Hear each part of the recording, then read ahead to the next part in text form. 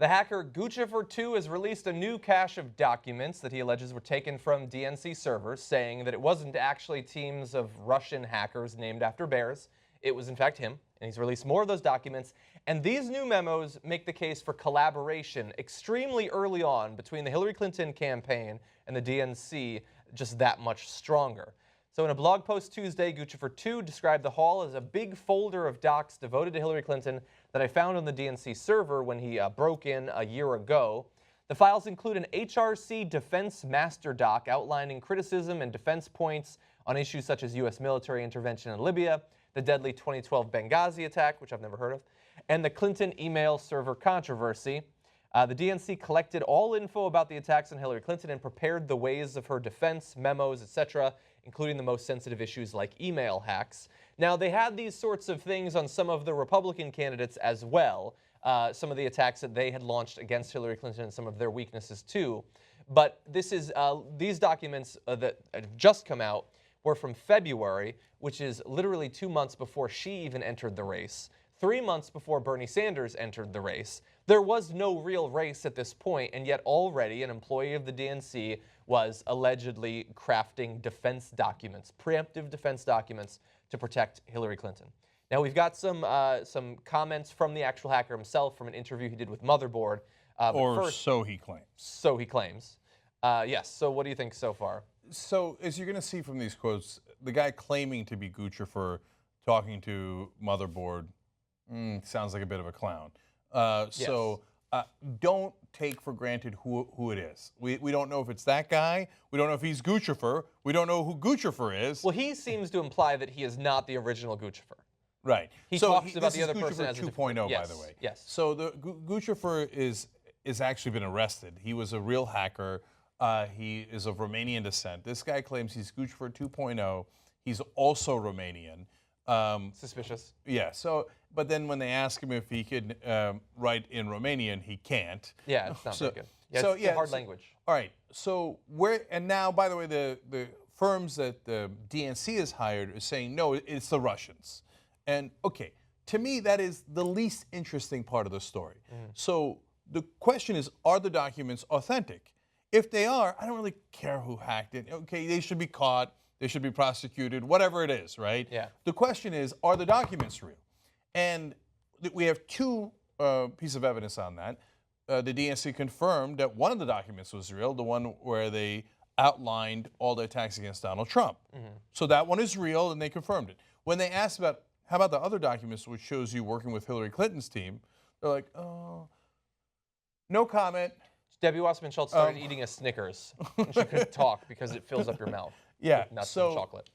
That no comment, that silence is deafening. And it's been days for some of these documents, which is incredibly suspicious. This is now the second or third wave of documents, depending on how you're counting. In the second wave that showed the collusion between Hillary Clinton and the DNC, that's when all of a sudden they went from like, oh yeah, those Trump things are true, and how about these? No comment, no comment. So, and importantly, these are not just emails being sent to the DNC. There's a particular employee who is named in these. Now, he actually, people have tracked down, it's DNC research associate Jeremy Brinster. He wrote some of the strategy memos. Now, he has since taken down his LinkedIn page. Now, that doesn't mean that he did it. His name being out there probably means that whether he did it or not, he probably received about 10 million attack emails. And so maybe that's why he shut it down. But there's a particular name, which means that this is verifiable. I mean, you can talk to that person. You can interview them, find out, did they do this? You can check their computer, that sort of thing. Well, the person who tracked him down originally is Jordan Chariton, our reporter at the Young Turks. You can see a lot of his work, obviously, on TYT Politics. And then he has been asking, 72 hours ago, 48 hours ago, 24 hours ago, this morning, keeps asking the DNC and Hillary Clinton's team, are these authentic or not? Now, there's only two possibilities as to why they're not answering. One is they're authentic and they don't want to confirm, yes, we have been colluding with Hillary Clinton all along. The other is maybe they're laying some sort of, if you will, bear trap, right? Oh, go ahead and quote those acts. Ah, ha, ha, they weren't authentic. Well, then, okay, well, don't play games. That's ridiculous. Why, here we're asking you in public, are they authentic or are they not authentic? And if you don't deny it, Well, it is obviously perfectly fair for everyone to assume that they are in fact authentic, just like the first one you confirmed. Yeah. So if that's the case, then we get to the heart of those two issues, the real issues. One is, now you're coordinating all the way back then. February of last year, right? She's not even running. Okay, now, you know she's going to run. I get it. You think she's going to be the dominant candidate. I get it. I understand. You have no idea that Bernie Sanders is going to rise up, this liberal, the most liberal, what you consider a socialist candidate is going to, I'm sure that you were wildly dismissive. You had no idea that he was going to close a 50-point gap. You had no idea he was going to win 22 or more contests, et cetera, right? But think about it, guys, for a second. In February of last year, Joe Biden could have entered. Yeah. Elizabeth Warren could have entered. Al Gore could have entered. Joseph Lieberman. Or someone like Bernie Sanders could have entered and actually won. So, and I mentioned those other names not because they're more legitimate than Bernie Sanders, but back then, the DNC certainly would have considered them more legitimate, but thought, I don't give a damn. Yeah. I'm going to support one of the candidates and not the others. Yeah. So there is no excuse like, well, I mean, we already knew. Well, what did you know? You were positive that Hillary Clinton could beat any of the names that I just mentioned? So that would be a curious thing to be positive about. And then the second part is, one of the things we find out is they have the Clinton Foundation donors. Now, How'd they get those? Gee, I wonder if they're coordinating. I can't quite tell. How did they get the name of the Clinton Foundation donors? Yeah. Well, it appears to be a quid pro quo. I will give you these donor names. One of the things they'll do is raise money for the DNC, so hey, that's your reward. The other thing they'll do is funnel the money back to us, which we later found out is exactly what happened. You described that in detail. That's right, 33 state Democratic parties and the DNC basically money laundered, not illegally, it appears legally, laundered the money from Clinton donors through those Democratic Party machines back to Hillary Clinton's campaign. So they had been planning this in the beginning of last year, and now we see it in the documents. There might be a good reason to believe that's why they're not commenting on them. Probably, yeah. Yeah, look, I have, in talks behind the scenes, I've been a little bit, I guess, jaded, I would say, my response to this, because I think we've been following this all along, and we've seen the ways that everything has been twisted to her advantage, where it's even conceivable that you could twist it from the debate schedule and all of that. So for me, it was like, okay, so this shows that they were colluding. I already knew that they were colluding. It is good to have the documentary evidence, assuming that these turn out to be verified as true. I don't think that the way the DNC runs, we will see any change as a result of this. I think that they've already moved on from Debbie Wasserman Schultz and installed a Hillary campaign operative as the new effective head of the DNC, which will probably be formalized at the convention. So it certainly feels good to know that you were right, to see actual documented evidence that you were right.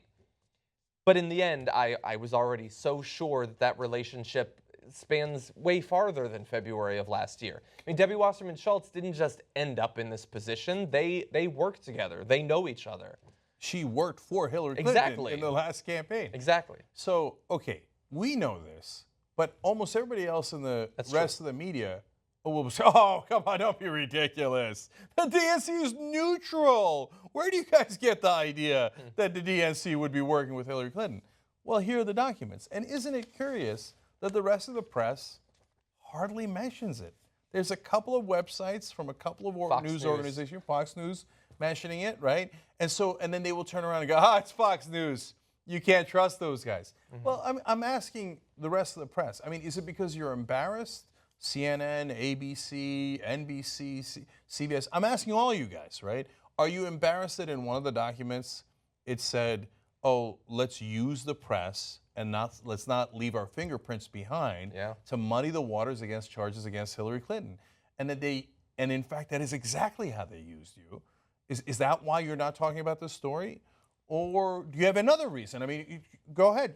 We're super open. We're waiting for the DNC to comment. We're waiting for Hillary Clinton to comment. We're waiting for any of the rest of the press to comment.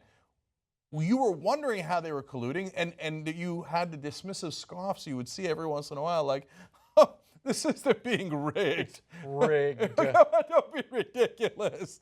Okay, now here are some documents. Why don't you investigate it? Yeah. And if it's not true, then show that it's not true. We're asking you to investigate it. Do you have any investigative reporters anywhere in the building? Because we'd like to see them. We could lend you one. That's right. We have one. I'm not sure you guys do. So up and at 'em. But my guess is because they have, in essence, either formally, as in this case, or more likely and more often informally with the press, kind of working together because they want to reach the same conclusion. Yeah. So the DNC won't comment on it. The press will let them get away with it, and because it's kind of embarrassing to them, so they'll stop talking about it. And then afterwards, when you say to someone, hey, you know there was documents that showed DNC and Hillary Clinton, they're like, oh, I never heard that. And then they will use it as an excuse that it must not have existed if I didn't hear about it from the mainstream press. Yeah. Funny how that circle works. An inconvenient truth, but it will be on YouTube until the end of time.